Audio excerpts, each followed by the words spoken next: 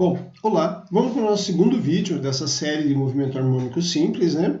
E aqui nós vamos tentar entender, eu não vou explorar muito matematicamente, mas nós vamos tentar entender a relação entre o movimento harmônico simples e o movimento circular. Nessa relação, nós podemos ver o seguinte, eu vou passar um vídeo para vocês, onde nesse vídeo aparece a projeção, o movimento circular uniforme de um corpo em torno dessa circunferência, e aqui o movimento harmônico simples do sistema massa-mola. Dando play aqui, eu posso ver o movimento harmônico simples acontecendo e o movimento circular uniforme embaixo. O que eu concluo quando eu vejo isso? Eu percebo que, em primeiro lugar, o movimento harmônico simples ele é uma projeção do movimento circular uniforme sobre o eixo horizontal x, onde a amplitude do MHS é igual ao raio desse movimento circular uniforme. Então, eu tenho como relacionar os dois. E essa relação é feita através de uma análise trigonométrica, que nós vamos fazer agora, não tão em detalhe, e vai ficar para que vocês estudem esse movimento mais detalhadamente em casa. Né? O movimento não, mas todas as relações matemáticas. Mas para começar, nós vamos olhar uma projeção, tudo no mesmo desenho, onde eu tenho um movimento circular uniforme desse corpo e eu projeto uma sombra sobre o eixo horizontal. Notem, quando eu lembro do movimento circular uniforme, eu tenho que pensar em algumas grandezas. Quais são? E vocês lembram melhor do que eu. Primeiro, o ângulo θ, que é a posição angular. Assim como lá no movimento, na cinemática, no MHS, eu tenho a posição x, posição linear desse corpo aqui, aqui eu vou ter a posição angular, quantos graus ele está. Segundo, velocidade angular. A velocidade angular dele vai me dizer quantos graus, quantos radianos ele vai estar executando num determinado tempo. Então, assim como eu meço velocidade no eixo x em metros por segundo, aqui eu vou medir em radianos por segundo, ou outras unidades. Né? No movimento circular uniforme, eu tenho a minha amplitude de oscilação, é o raio da circunferência, e eu tenho a aceleração centrípeta puxando para dentro. Aqui eu vou ter a aceleração no eixo x, ao longo do eixo x, como nós já vimos no vídeo anterior, e a amplitude de oscilação dele vai ser essa amplitude A. Note que aqui eu já relacionei os dois, porque eu sei que os dois têm o mesmo valor. Nós já comentamos anteriormente, né? Tanto a amplitude de oscilação quanto o raio da circunferência valem A. Então aqui eu vou olhar detalhadamente aquele desenho e separar só as grandezas que me interessam no momento. Quais são as grandezas que me interessam? O θ, a aceleração centrípeta e a aceleração da projeção no eixo x.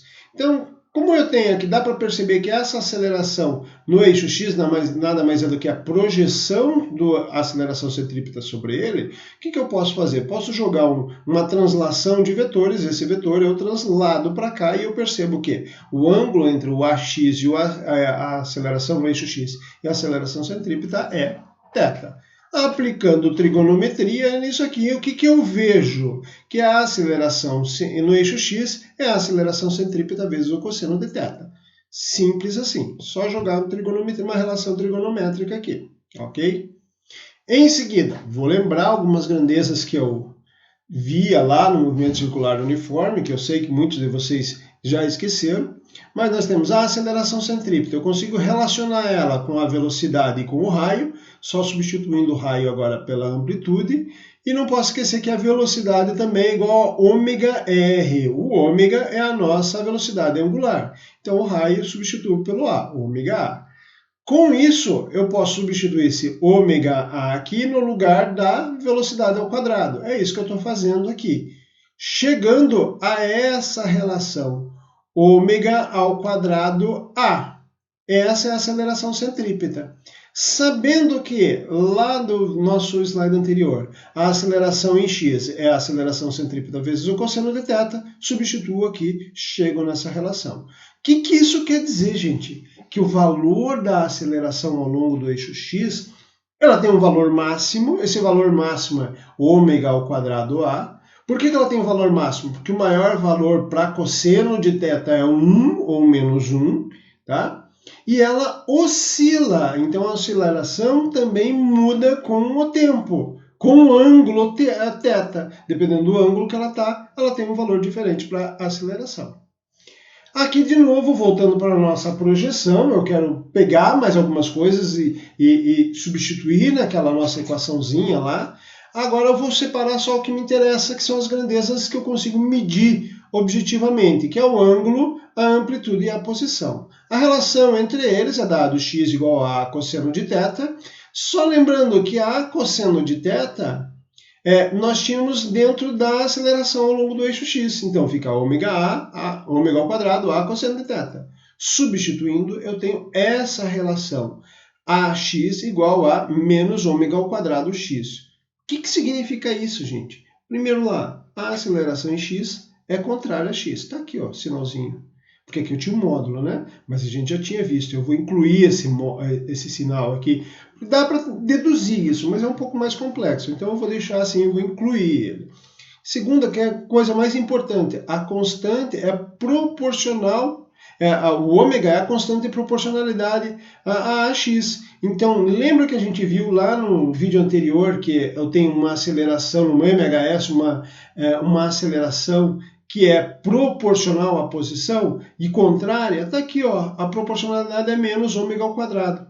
Tá? Então, essa é a proporcionalidade para o sistema massa-mola. Se você for para o sistema massa-mola, vai mudar só essa constante de proporcionalidade. E isso mostra que o sistema massa-mola é um movimento harmônico simples.